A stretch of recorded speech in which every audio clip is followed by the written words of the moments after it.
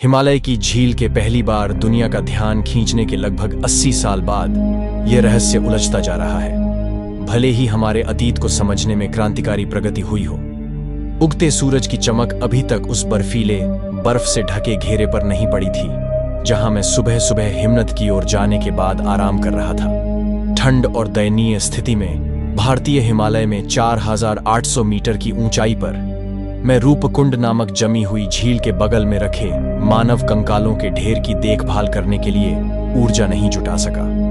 2009 में जब मैं ट्रैक पर गया था तो कंकाल झील का रहस्य सुलझा हुआ माना जा रहा था और रूपकुंड ट्रैक भारत में उभरते ट्रैकिंग दृश्य के पाठ्यक्रम को बदलने की राह पर था। हालांकि 1 दशक से भी अधिक समय बीत जाने के बाद न केवल छोटी झील अपनी प्रसिद्धि का शिकार बन गई है, बल्कि हमारे अतीत को समझने में क्रांतिकारी प्रगति होने के बावजूद भी यह भ्रमित बनी हुई है।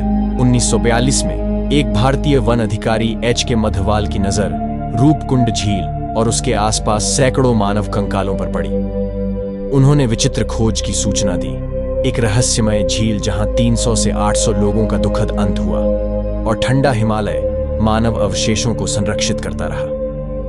1950 के दशक के उत्तरार्ध में जनता के लिए भयानक पर्वत खोज की घोषणा की गई, जिससे बहुत रुचि पैदा हुई और कई जांचें शुरू हुई जो आज भी जारी हैं। ये सब उन सैकड़ों ट्रैकर्स के लिए गौण था जिन्होंने मेरी तरह पिछले दशक में रूपकुंड तक ट्रैकिंग की है। मुख्य रूप से अद्वितीय दृश्यों, विविध परिदृश्यों और चुनौतीपूर्ण मार्ग से मंत्रमुग्ध होकर। उत्तराखंड राज्य में निकटतम बस्ती से 5 दिन की दूरी पर स्थित 50 किमी से अधिक की सप्ताह भर की यात्रा रमणीय हिमालयी गांवों से शुरू होती है, जो पारंपरिक घरों के समूह से अधिक कुछ नहीं है। अलौकिक धुंध और काई से ढके ओक के जंगलों से गुजरते हुए रास्ता विशाल जंगली फूलों से भरे अल्पाइन चरागाहों की ओर बढ़ता है, जिन्हें स्थानीय रूप से बुग्याल के रूप में जाना जाता है, जो हिमालय में केवल 300 मीटर की ऊंचाई से ऊपर होते हैं। हिमालय की ऊंची चोटियां जल्द ही दृश्य में आ जाती हैं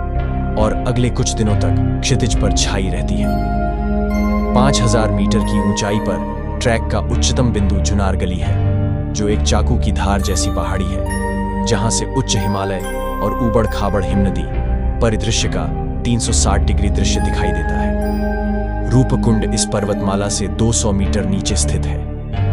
जुनारगली की कठिन खड़ी चढ़ाई के कारण ट्रेकर्स के बीच यह मजाक चल रहा है कि एक गलत कदम आसानी से झील में मौजूदा ढेर में और हड्डियां जोड़ सकता है। स्केलेटन झील के पहली बार दुनिया की कल्पना पर कब्जा करने के लगभग 80 साल बाद हाल के खुलासे के बाद यह सरल मजाक बहुत दूर की कौड़ी नहीं लगता है। प्रारंभ में यह सोचा गया था कि कंकाल जापानी सैनिकों या सिल्क रोड पर तिब्बती व्यापारियों के थे, जिनकी मृत्यु किसी महामारी या तत्वों के संपर्क में आने के कारण हुई थी।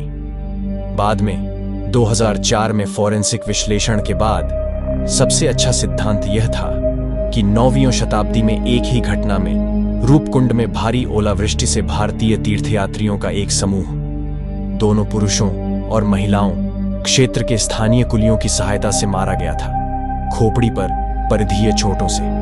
ऐसा माना जाता है कि वे 12 साल में एक बार नंदा देवी राजजात यात्रा नामक एक प्रतिष्ठित हिंदू तीर्थ यात्रा पर जाते थे, जो एक प्राचीन परंपरा है जो आज भी जारी है। रूपकुंड इस कठिन पैदल यात्रा के अंतिम गंतव्य होमकुंड के रास्ते में है। ऐसा माना जाता था कि वे 12 साल में एक बार श्रद्धेय हिंदू तीर्थ यात्रा पर जाते थे।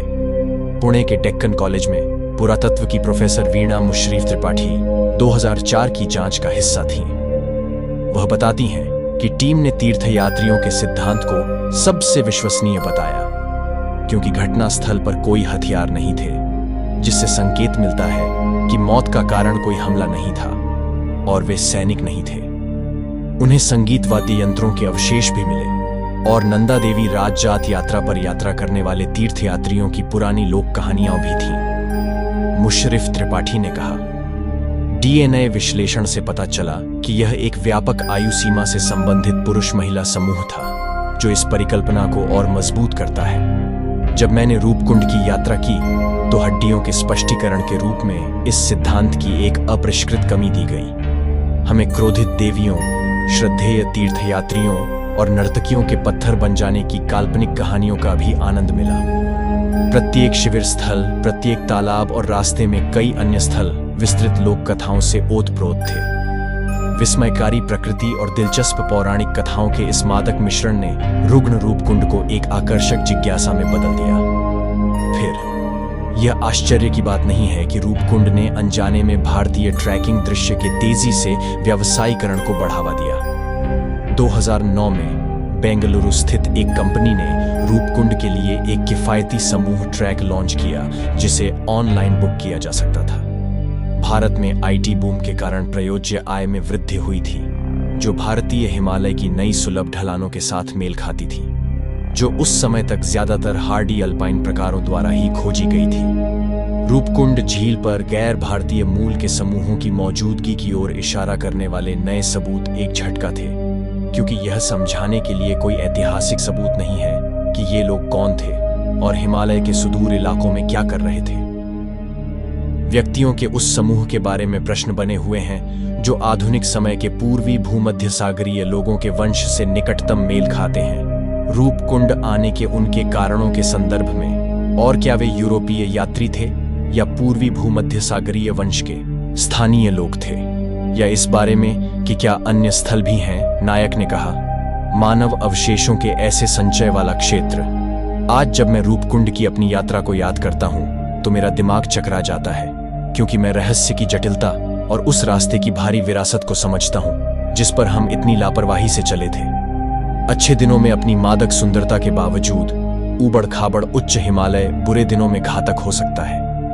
पिछले एक दशक में रूपकुंड की खोज में कई लोगों ने अपनी जान गंवाई है, लेकिन अप्रत्याशित पूर्वी भूमध्य सागरीय समूह सहित उन सभी की प्रेरणाएं क्या थीं, जिनका सदियों पहले इस झील पर असामयिक अंत हुआ था। मुझे यह भी आश्चर्य हुआ कि वे सभी कैसे मर गए। क्या उनमें से कुछ जुनारगली पर्वतमाला से गिरे होंगे, जैसा कि हमने मजाक किया था? क्या उनमें से कुछ को एक्सपोजर से मार दिया गया होगा, जैसा कि हमें डर था? क्या उनमें से कुछ की मृत्यु तीव्र पहाड़ी बीमारी के कारण हुई होगी, जो इस ऊंचाई पर बहुत आम है?